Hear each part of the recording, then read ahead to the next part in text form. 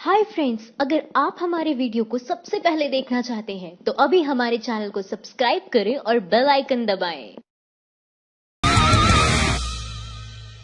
नमस्कार दोस्तों, mind the news में आपका एक बार फिर से स्वागत है। तो दोस्तों, जैसा कि आप जानते ही हैं, देश में अनलॉक 1 के दूसरे चरण की शुरुआत हो चुकी है। तो ऐसे में कुछ ऐसी खबरें निकल कर आ रही हैं जिनको आपको जरूर जान लेना चाहिए। मुश्किल में फंसी सरकार, सुप्रीम कोर्ट ने सरकार से पूछा आखिर कहां गया 20,000 करोड़ रुपए का पैकेज। इस खबर को विस्तार से जानने के लिए वीडियो को देखते रहें। इसके अलावा बड़ी खबर निकलकर आ रही है दोस्तों, भारत के इस राज्य के मुख्यमंत्री को हुआ कोरोना, खुद को किया आइसोलेट, पूरा देश सकते में। इसके अलावा कोरोना का इलाज कराने के लिए दिखाने होंगे अपने कागजात। इस राज्य के सीएम ने दिया आदेश कि बिना कागज नहीं होगा इलाज। दोस्तों, बात करें अगर रोजगार की, अगर लॉकडाउन में चली गई है आपकी नौकरी और हो रही है पैसों की दिक्कत, तो घबराइए नहीं, क्योंकि रेलवे, पुलिस समेत कई विभागों में वैकेंसी निकल चुकी है। साथ ही बिना परीक्षा के होगा आपका चयन। सरकार ने किया यह बड़ा ऐलान, आज से खुल जाएगा पूरा देश, लेकिन 15 अगस्त के बाद ही खुलेंगे स्कूल कॉलेज। जान लीजिए ये पूरी जानकारी और यह जरूरी नियम।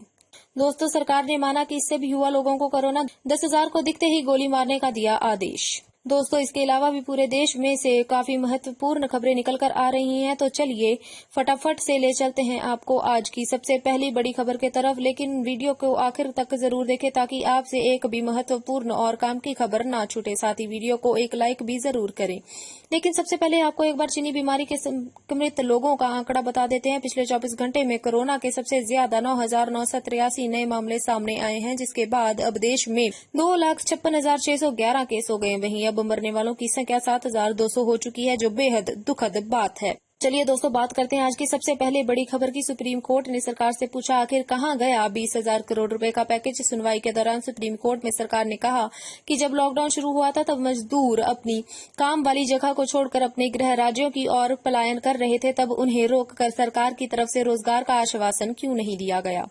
मामले की सुनवाई करते हुए जस्टिस कौल ने कहा कि आप एक और तो यह दावा कर रहे हैं कि आपने गरीबों की जेब में पैसा डाला, वहीं दूसरी और मजदूर भूखे मर रहे हैं, तो वह 20,000 करोड़ रुपए आखिर कहां गए। इस पर सरकारी वकील वेणुगोपाल ने कहा कि हमने सूक्ष्म, लघु और मंझोले उद्योगों की मदद में वह पैसा लगाया है। सरकार ने यह बहुत जबरदस्त काम किया है। कोरोना का इलाज के लिए दिखाना होगा आई कार्ड प्रूफ, सीएम ने दिए आदेश। मुख्यमंत्री अरविंद केजरीवाल ने कोरोना वायरस महामारी के दौरान दिल्ली के सरकारी और निजी अस्पतालों को सिर्फ दिल्ली वासियों का इलाज होने की रविवार को घोषणा की। सरकार केजरीवाल ने ऑनलाइन आकर कहा कि दिल्ली में केंद्र सरकार द्वारा संचालित अस्पतालों के लिए इस तरह का कोई प्रतिबंध नहीं होगा, और यदि दूसरे राज्यों के लोग दिल्ली आते हैं तो उन्हें प्राइवेट अस्पताल में उपचार कराना होगा। दिल्ली सरकार के गाइडलाइन जारी करते हुए कुछ तरीके बताए हैं जिनके जरिए आप प्रूफ दे सकते हैं कि आप दिल्ली के नागरिक हैं। दिल्ली का वोटर आईडी कार्ड, मरीज का ration card, driving licence, income tax return, passport, नए पानी, बिजली, टेलीफोन, गैस कनेक्शन बिल,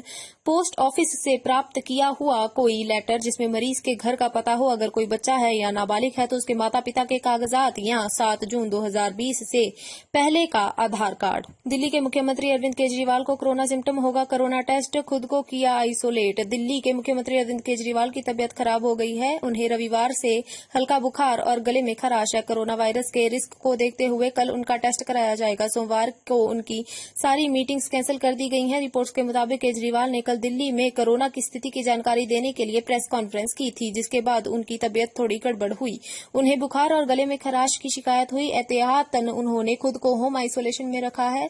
देश की राजधानी में कोरोना वायरस मामलों की संख्या तेजी से बढ़ रही है। आज सुबह दिल्ली में करीब 29,000 मामले हो चुके थे। यहां मरने वालों की संख्या 8,012 हो चुकी है। दिल्ली के स्वास्थ्य मंत्री का कहना है कि अगले 2 हफ्तों में राजधानी में कोरोना के केस डबल होकर 56,000 तक पहुंच जाएंगे। मंदिर में सैनिटाइजर का विरोध, सैनिटाइजर से हाथ धोकर मंदिर में प्रवेश करने को पुजारी ने बताया गलत। कहा अल्कोहल का प्रयोग अपवित्र करने जैसा। केंद्र सरकार के कुछ शर्तों के साथ 8 जून को धार्मिक स्थलों को खोलने को लेकर गाइडलाइंस जारी करते हुए भोपाल में एक पुजारी ने मंदिर में सैनिटाइजर का उपयोग करने को गलत बताया है। पंडित चंद्रशेखर तिवारी ने कहा है कि सैनिटाइजर में अल्कोहल होता है, इसे हाथ में लेने के बाद मंदिर में प्रवेश करना भारतीय संस्कृति के अनुसार सही नहीं है। इस संबंध में वह गृह मंत्री को एक ज्ञापन भी सौंपे ताकि मंदिरों में सैनिटाइजर का उपयोग न हो।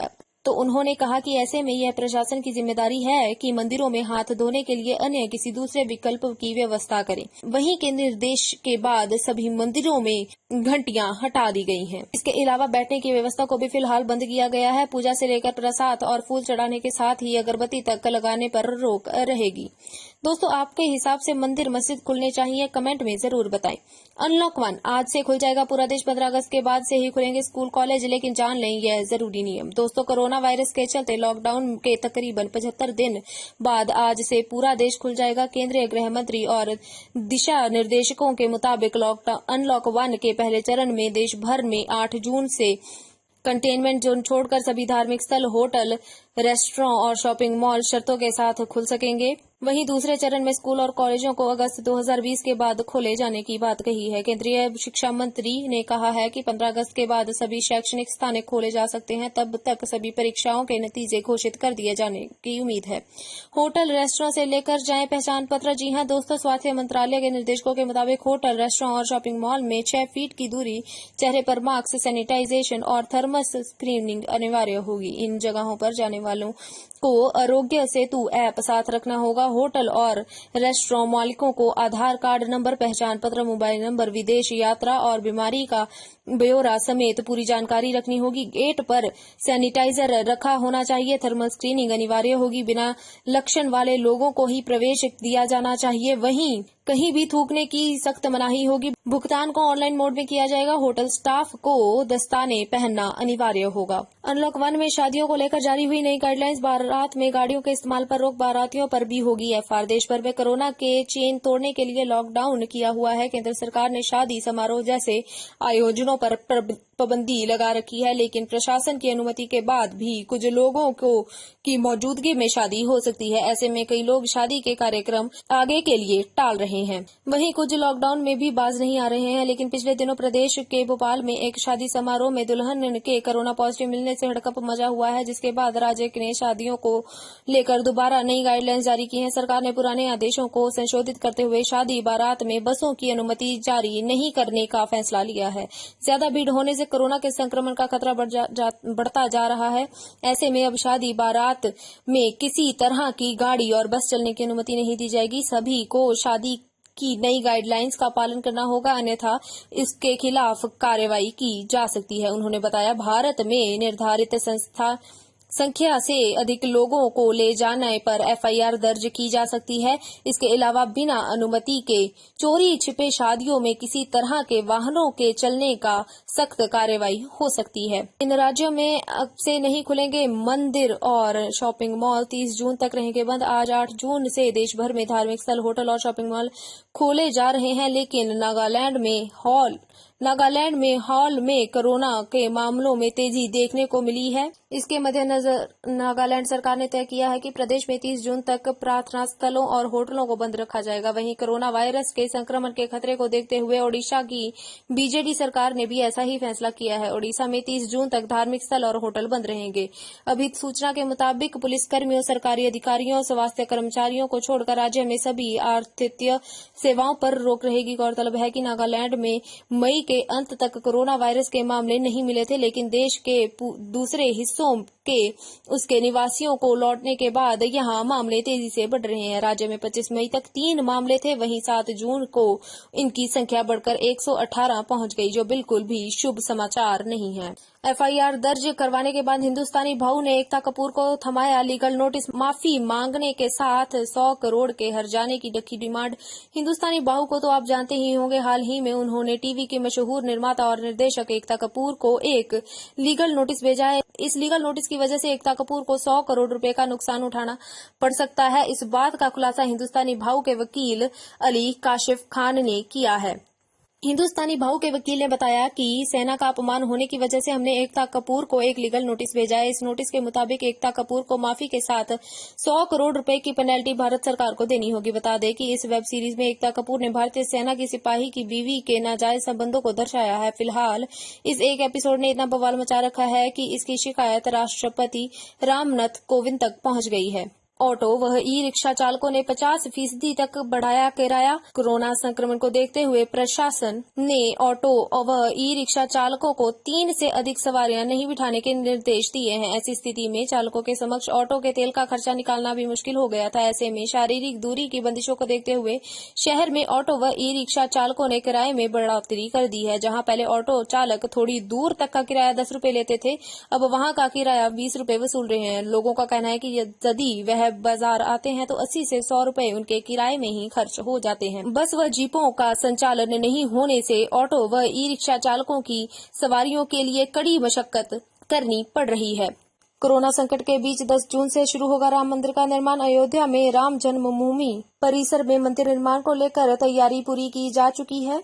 परिसर में चल रहे समतलीकरण के बाद फाउंडेशन बनाए जाने की तैयारी को लेकर L&T कंपनियों के अधिकारियों ने परिसर में डेरा डाल दिया है। 10 जून को महंत कमल नयन दास अन्य संतों के साथ पूजन को प्रारंभ करेंगे। सुबह 8 बजे से शुरू होकर 2 घंटे तक किया जाएगा। इसके बाद मंदिर निर्माण कार्य शुरू होगा।